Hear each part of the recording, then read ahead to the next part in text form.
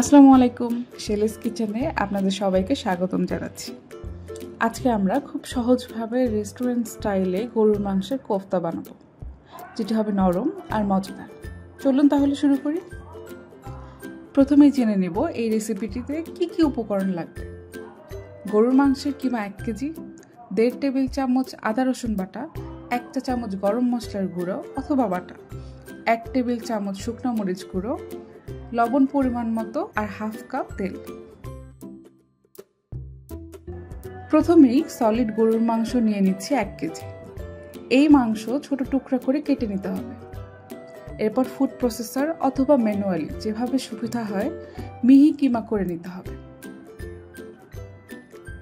এরপর সব মশলা উপকরণ যেমন 1.5 টেবিল চামচ আদা রসুন বাটা, 1 চা চামচ গরম মশলা বাটা এবং 1 টেবিল চামচ শুকনো মরিচ গুঁড়ো একসাথে চামচ অথবা হাত দিয়ে কিমার মধ্যে ভালোভাবে মিশিয়ে নিতে হবে।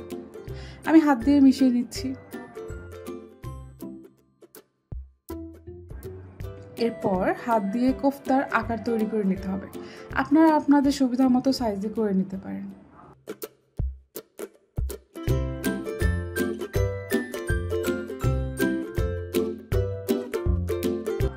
আকার দেওয়া হয়ে গেলে সব কোফতা গরম পানিতে দিয়ে সিদ্ধ করে নিতে হবে।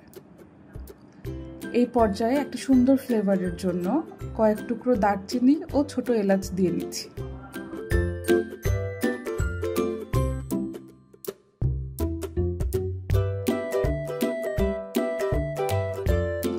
ভালোভাবে সিদ্ধ হয়ে গেলে ঠান্ডা হওয়ার জন্য কিছুক্ষণ সাইডে রেখে দিতে হবে।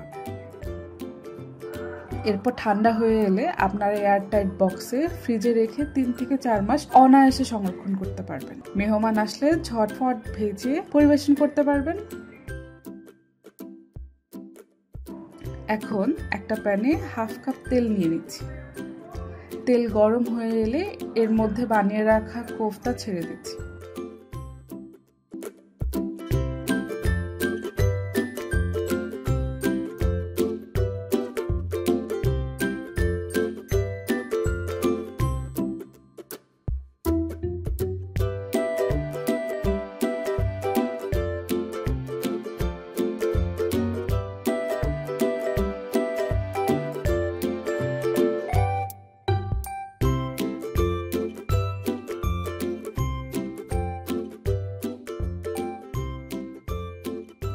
চারদিক থেকে বাদামি হয়ে এলে তুলে নিতে হবে।